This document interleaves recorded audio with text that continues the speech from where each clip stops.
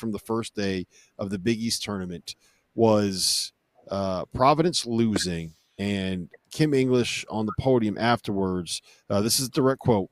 "It was a disappointing outcome, but we played true to the pitiful, embarrassing season that we had." You were there, boots on the ground. You know the Big East better than anyone. What do you make of that quote from Kimmy English? So I'll give a nice tease here and say, at least in the building, it was not the biggest story in terms of vibe. We'll get to that in a moment, a little tease. But it certainly is a takeaway nationally here that through 2 years of the Kim English era, that Providence just came off a disastrous season. This was a really brutal year for the Friars. And, of course, losing Bryce Hopkins for the year is at the forefront of it. And now what's next for Hopkins is what weighs on everything when you begin to talk about Providence and their future. But for English to sit down and say that, he's the head coach. He's the one who put this roster together. If you guys remember, he put it together relatively quickly and identified his needs, or what he said were his needs, with Wesley Cardette, Bensley Joseph, Abdur Rahim. Like they didn't waste any time. Bensley Joseph. That for him to sit down and say that definitely struck the room, because he really unleashed and said that his season was pitiful. And I thought that the effort was poor. It was clear that Pierre Brooks and Jameel Telfort and Patrick McCaffrey were more invested in this game. And I do think that the news of Thad Matta, coming back next year, the recruiting class they have coming in, there's a lot of good juju around Butler.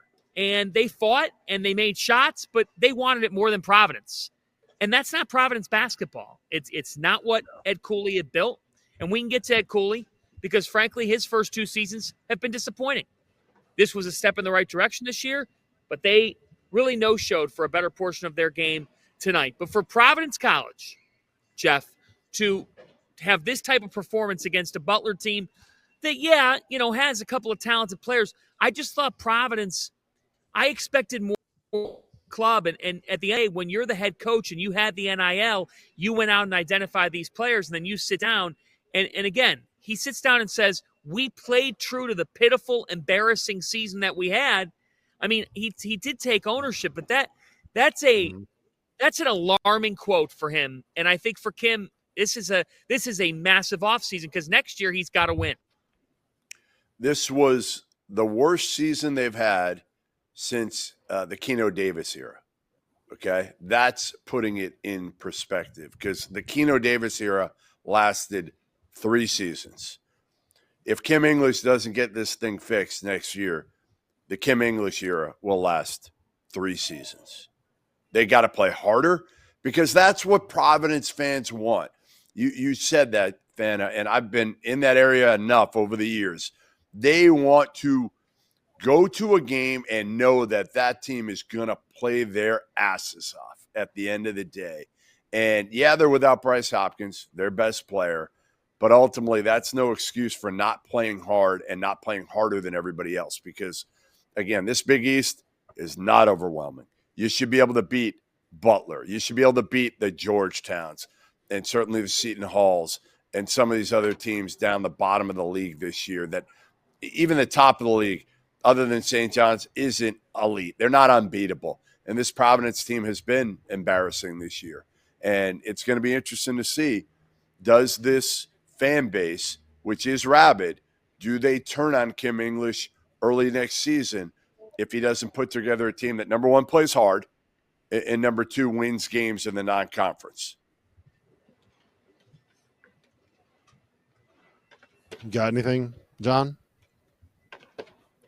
Jeff just summed it up, and I think when I look at their team, to me the biggest thing was this: they went out and they identified who they wanted. And Rob and Jeff, you remember, like they were cleaning up in the portal early. It was like, they got Joseph, they got Cardette. They had a list. The list they marked up, they brought in. Credit to them. A lot of people were crediting him for that in that moment. But this is also why I would caution people in this next offseason. Don't just look at instant ads for anybody. This is in general, guys. The Coleman Hawkins thing comes to mind. Like, We get so caught up in like 1 or 2 ads for a program, and we're like, they're set. That's it. They're good. Home runs, home run ads, slam dunk ads. It's easy to get caught up. It's easy to get caught up in it, but it's not everything. So I think that for Kim, he went out and got what he thought was going to be shooting. Like, they're all about three-point shooting. They don't have enough three-point shooters. They were playing a style that fit the personnel they had. And they didn't have a big man. They did not have – Kreese to Sandico did not pan out. Nope. They did not. Nope. All right, real quick, Goodman, I'll go to you first. Fan, I want your take on it as well. Second season of the Ed Cooley era has come to an end. Georgetown 17-15 overall, 8-12 in the Big East, out in the first round of the Big East tournament. Where do you stand on Ed Cooley? You got a minute, Goodman. Yeah, I mean, he made progress, but they're not as far along as I thought they would be, and I'm sure Ed Cooley thought they'd be after year 2. Year 2, I'm sure he was hoping NCAA tournament, and now it's the crown. And the question is, can he retain the key pieces? He's got money. Can he get Thomas Sorber back and then add the right pieces? Malik Mack is not the answer as a starting point guard to me for an NCAA tournament team that could maybe make some noise. So he's got some work to do. They're a step behind what I thought they'd be. Fanta? They are a step behind. Totally a step behind. And, you shouldn't have one injury totally derail your season. Let's face it. With Thomas Sorber, they were a top 30 defensive team. Without him, they were a bottom 30 in the country. They couldn't defend tonight. And DePaul took them out back in 3 games. It's a 3-game sweep by DePaul. DePaul hadn't swept the team in 3 games in a season since they were in Conference USA. They've been in the Big East for 2 decades. The story, though, guys, tonight, I'm telling you from this building, I agree with everything Jeff said. And I think for Georgetown, you got to win year 3. But I'm telling you guys right now what the vibe was inside this building. The vibe was Chris Holtman knows what the hell he's doing. Like, DePaul got lucky being able to hire him. They came out tonight. They were up 27-12 on the gates. The ball was popping. Georgetown's defense had little to no answer. They had 17 assists on 25 makes. N.J. Benson, he had a torn ligament in his hand that sidelined him for the last 6 games. He plays tonight.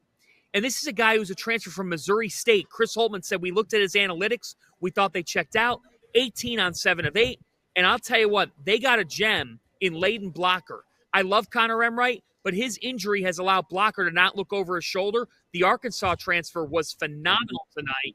He had 18 and 6 assists. Good win for DePaul. You can now say year 1 of the Chris Holtman era was a success. They have 5 league wins. They had 0 last year. Yes. 0